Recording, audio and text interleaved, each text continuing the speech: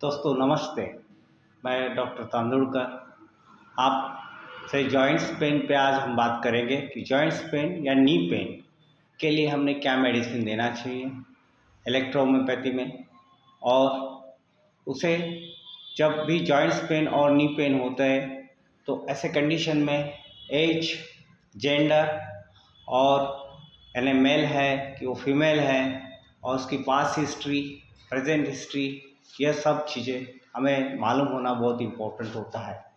क्यों कि यह जो नी जॉइंट्स पेन होते हैं या किसी भी जगह के जॉइंट्स पेन होते हैं, यह उसकी हिस्ट्री पे बहुत ज़्यादा डिपेंड करते हैं।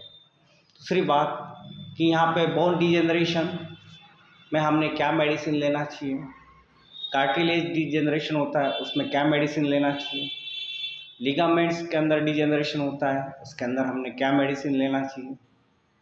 उसके बाद नी जो जॉइंट्स होते हैं वो जाम हो जाते हैं, लॉक हो जाते हैं, उसमें हमने क्या मेडिसिन लेना चाहिए।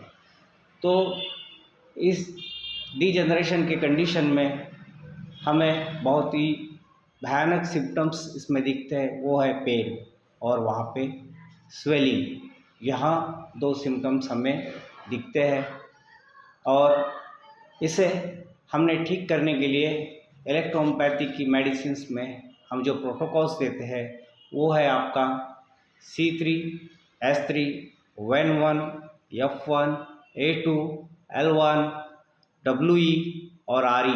यह सेकेंड डायल्यूशन में आपको देना है। देन एक्सटर्नली आपको S5, C5, F2, A2, WE, RE यह सेकेंड डायल्यूशन में देना है आपको।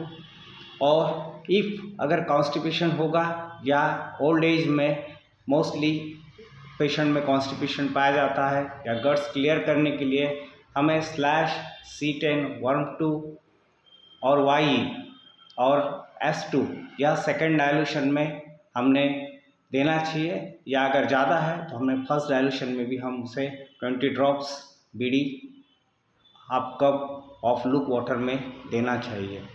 तो एक्सटर्नली और इंटरनली यहाँ मेडिसिन देने के बाद हमें जैसे जैसे पेशेंट हमें बताता है कि उसे धीरे धीरे आराम होना यानी पेन कम होना और स्वेलिंग कम होना शुरू होता है, तो ऐसे कंडीशन को हमें ऑब्ज़र्व करना चाहिए और हमें उसी डायल्यूशन में कंटिन्यू मेडिसिन देते रहना चाहिए। अगर हमने सेकेंड डायल्यूशन देने के बाद और जो मेडिसिन C3, S3 है उसमें भी आपने C4 को भी ऐड कर देना चाहिए उसमें। और यह मेडिसिन में अगर पेशेंट का तकलीफ अगर कम नहीं होता या ज़्यादा होता है तो हमें सेकेंड से थर्ड डायल्यूशन में आके उसको मेडिसिन को चालू करना चाहिए नेक्स्ट टाइम, और या फिर हमने सेकेंड में अगर आराम है तो सेकेंड को ही कंटिन्यू चालू रखना चाहिए। इस तरह से हमें प्रोटोकॉल इसका देना चाहिए। और खाने पीने की तरफ भी हमने ध्यान देना चाहिए कि कैल्शियम डिफिशिएंसी है तो उसे हमने कैल्शियम की चीज़ों को खाने के लिए देना चाहिए। उसके बाद उनकी जो लाइफस्टाइल है उसे हमने ठीक करना चाहिए। उन्हें प्रॉपर नींद और रेस्ट लेने के लिए हमने पेशेंट को बताना चाहिए। ये सब बातें यहाँ पे बहुत इम्पोर्टेंट है। और इसी तरह से बहुत सारे पेशेंट को इस मेडिसिन से आराम होता है इलेक्ट्रोहोम्योपैथी मेडिसिन से।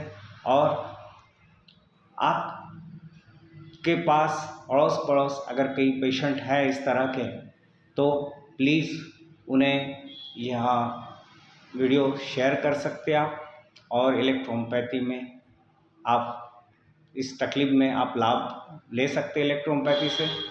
और आपको यह वीडियो अच्छा लगा होगा तो आप प्लीज़ लाइक कीजिए, शेयर कीजिए और कमेंट्स कीजिए। Thank you very much.